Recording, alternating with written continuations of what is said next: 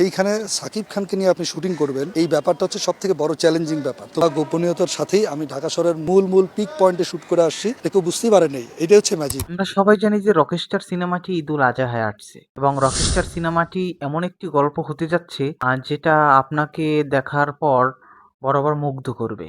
আপনি দেখলে অবশ্য আবার হলে দেখতে আসবেন, এটাই প্রত্যাশা আমাদের।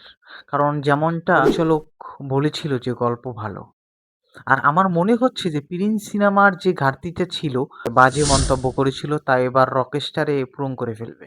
আর প্রিন্স সিনেমা যে খারাপ হয়েছিল তাও কিন্তু না, প্রিন্স সিনেমার গল্প ভালো ছিল, সময় স্বল্পতার কারণে করতে পারে নাই, এটা হয়তো পুরনো কথা। বাট রকস্টার সিনেমার গল্পটা এক কথা ইউনিক, যেটা কোনো কপি না, একদম পারফেক্ট গল্প। আপনার ভালো লাগবে। আমি আজকে কথা বলবো সেটা হচ্ছে রকস্টার সিনেমার লোকেশন নিয়ে। রকস্টার এবার বিশাল আকারে এই ফিল্মটা হচ্ছে। আমি লোকেশন ডিরেক্টর হিসেবে কাজ করতেছি। ইতিমধ্যে দেখেছেন যে রকস্টার সিনেমার লোকেশন ডিরেক্টর কথা বলছি। রকস্টার সিনেমার লোকেশন এত সুন্দর, আর এত সুন্দর জায়গা শটটা করা হয়েছে যেখানে দেখতে খুব আকর্ষণীয় লাগে। সাকিব ভাই সবাই যে প্রত্যেকটা লোকেশন আমরা একটু এক্সক্লুসিভ লোকেশন রকস্টার সিনেমায় সবাই দেখতে পারবে। মানে লোকেশনগুলো এক কথায় দারুণ, আপনাকে মুগ্ধ করবে বরাবরের মতো যদি আপনি রকস্টার সিনেমাটি দেখেন। লোকেশন ডিরেক্টর বলেছে রকস্টার সিনেমার যে শুট করছি আমরা দারুণ দারুণ লোকেশনে শুট করছি, এইভাবেই বললো। আরেকটা হচ্ছে যে আমি কিন্তু রাতে গিয়ে চুপ করে শুট করে নিয়ে আসছি এরকম না, আমি সকাল 7টায় পুরো ইউনিট নিয়ে ঢুকছি, সারাদিন শুটিং করে সন্ধ্যা 6টায় বের হয়েছি। আমরা দিনই শুট করছি, এমন না আমরা যে কোথাও রাতে চুপ করে গিয়ে পালিয়ে পালিয়ে শুট করছি, এরকমটা কিন্তু না। শুট কিন্তু দিনেই হয়েছে।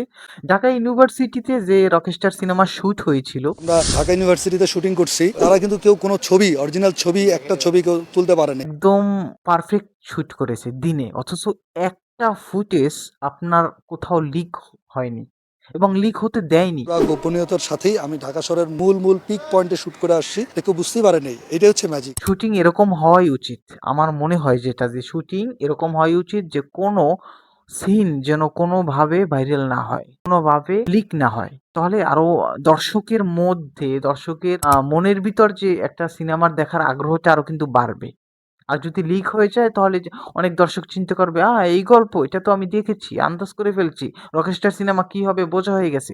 বাট রকস্টার সিনেমায় এই যে পরিচালক ভাই যে এতটা কেয়ার, আর লোকেশন ডিরেক্টর ভাই যে এতটা মোটামুটি আমার লোকেশনে অলরেডি 90% শুটিং শেষ। মানে মেধাবী, এতটা ট্যালেন্ট খাটিয়ে যে শুট গুলো করছে ভালো ভালো লোকেশনে, এটা বরাবরের মতো তাকে থ্যাঙ্কস দেওয়া যায়। সে বলল যে ভালো ভালো লোকেশনে কিন্তু শুট করছি, শাকিব খান নিজেই বলেছে। সাকিব ভাই আমাকে বলতেছিল এত নাইস লোকেশন তুমি কোথা থেকে খুঁজে বের করো। লোকেশন ডিরেক্টরকে ভাইকে বলেছে যে লোকেশন, এত সুন্দর সুন্দর লোকেশন তুমি কোত্থেকে পাও, খুব মুগ্ধ করার মতো লোকেশন।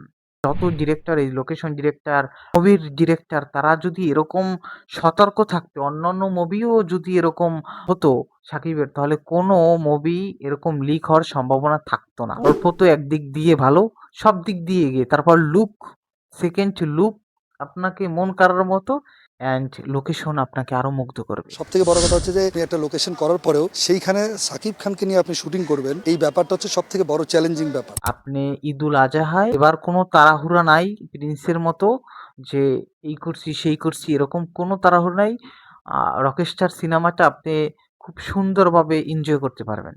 আই হোপ অবশ্যই ঈদুল আজহায় আসছে, আপনি অবশ্যই হলে গিয়ে কারো কথায় কান না দিয়ে রকস্টার সিনেমাটা সুন্দর করে দেখবেন। আপনি যদি আমার চ্যানেলে নতুন হয়ে থাকেন তাহলে অবশ্যই চ্যানেলটি সাবস্ক্রাইব করে আমার চ্যানেলের পাশে থাকবেন। ধন্যবাদ।